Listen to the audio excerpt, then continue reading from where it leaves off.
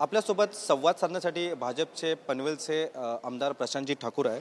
ठाकूरजी, खरं तर तुमचं TV9 मध्ये स्वागत आहे. आज आपल्याच पनवेल नगरीमध्ये अधिवक्ता वकील संघटनेची कार्यशाळा भरवली जात आहे आणि आपण देखील त्या कार्यशाळेचा आनंद घेण्यासाठी किंवा त्यांना मार्गदर्शन करण्यासाठी आपण आज उपस्थित आहात. काय भावना? पनवेल इथल्या अधिवक्ता परिषदेच्या संघटनेनं आणि त्यांच्या वकिलांच्या संघटनेनं आज या ठिकाणी कार्यशाळेचं आयोजन केलेलं आहे. विविध विषयांवरती ते चर्चा करणार आहेत आणि त्याचबरोबरनं आपल्या राज्याचे सांस्कृतिक मंत्री सन्माननीय ॲडव्होकेट आशिष शेलारजी हे सुद्धा काही वेळात या ठिकाणी उपस्थिती लावणार आहेत आणि ते सुद्धा हा नव्यानं जो जनसुरक्षा कायदा झाला आहे या जनसुरक्षा कायद्याच्या विषयी या सर्व वकील मंडळींना अधिवक्ता मंडळींना त्याच्या संदर्भातली माहिती देणार आहेत.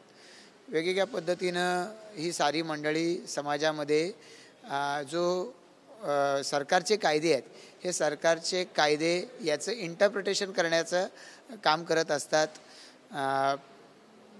सर्वसामान्य जनता कुठल्याही पद्धतीनं अडीअडचणीत आली की या वकील मंडळींच्याकडे जात असते आणि आपल्या अडचणींची सोडवणूक कायदेशीर दृष्टिकोनातून करण्याचा प्रयत्न करत असते.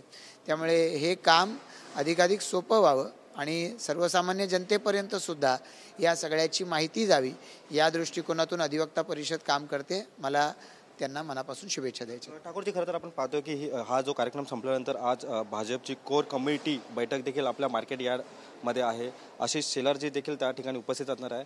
नेमकी काय चर्चा होणार त्याबाबत काय सांगाल? सन्माननीय ॲडव्होकेट आशिष शेलारजी हे रायगड जिल्ह्याचे भारतीय जनता पार्टीच्या दृष्टिकोनातून संघटनेच्या दृष्टिकोनातून संपर्क मंत्री आहेत आणि त्यामुळे एका अर्थानं आमच्या सर्वांचे ते पालक आहेत. तर त्यामुळे जिल्ह्यामध्ये ज्या निवडणुका आता होत आहेत, नगरपालिकांच्या 10 निवडणुका आहेत रायगड जिल्ह्यामध्ये, तर त्याच्या संदर्भामध्ये ते माहिती घेत आहेत आणि मग या निवडणुका लढवण्याच्या दृष्टिकोनातून जी काही आमची तयारी सुरू आहे त्याचाही ते आढावा घेणार आहेत.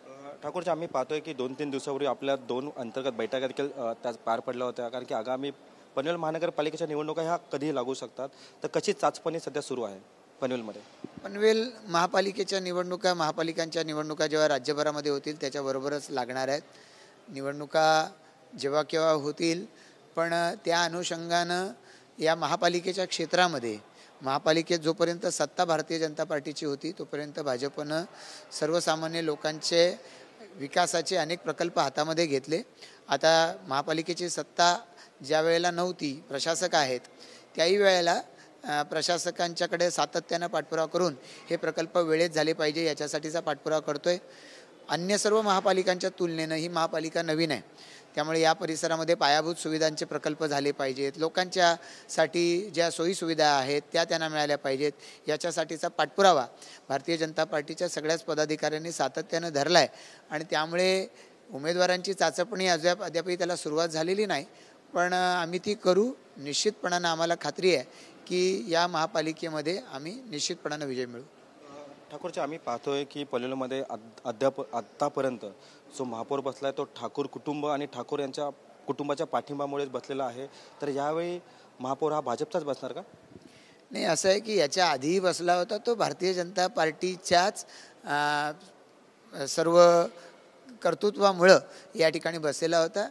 मी असेन किंवा माननीय रामशेठ ठाकूर साहेब असतील, परेश ठाकूर, आम्ही भारतीय जनता पार्टीचे कार्यकर्ते आहोत. भारतीय जनता पार्टीनं जबाबदारी दिलं तर आम्ही पदाधिकारी होतो, भारतीय जनता पार्टीनं नाही दिली तर नाही होत. आम्हाला काम करत राहिलं पाहिजे ही रामशेठ ठाकूर साहेबांची शिकवण आहे आणि त्यामुळे ते काम आम्ही करत राहतो. सहकारी त्याच्याबरोबर जोडले जात आहेत आणि त्यामुळे एक चांगली संघटना आमची इथं उभारली गेलेली आहे. त्याच्यावर ठाकूर कुटुंब किंवा अन्य असं काही शिक्का मारण्याची आवश्यकता नाही.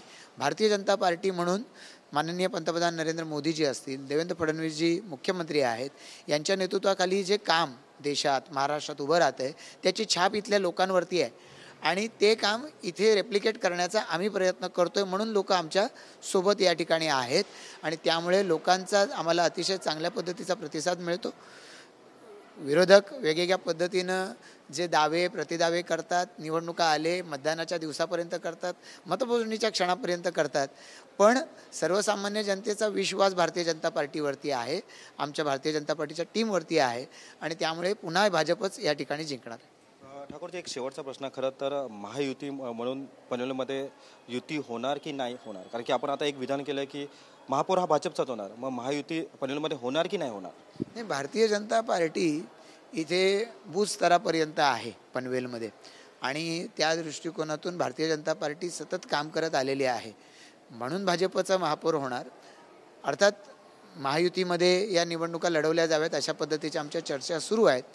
ज्या भाजपच्या आधी निवडून आलेल्या जागा आहेत किंवा भाजपमध्ये आधी जी मंडळी प्रवेशकर्ती झालेली आहेत नगरसेवक असताना, तर त्या जागा भारतीय जनता पार्टी मागणार आणि मग योग्य पद्धतीनं आमच्या जर चर्चांना यश आलं, थांबवतो, नक्की युती होणार की नाही होणार पनवेलमध्ये? योग्य पद्धतीनं यश आलं तर युती होणार. धन्यवाद. खरं तर आपल्यासोबत हे होते भाजप आमदार प्रशांत ठाकूर. योग्य पद्धतीने जर निर्णय घेतला तर नक्की युती होणार, मात्र भाजपचाच महापौर पनवेल महानगरपालिकेत बसणार असं मोठं जे विधान आहे ते त्यांनी यावेळी केलेलं आहे. कॅमेरा पर्सन योगेश सावंतसह मी रवी खरात, TV9 मराठी, पनवेल.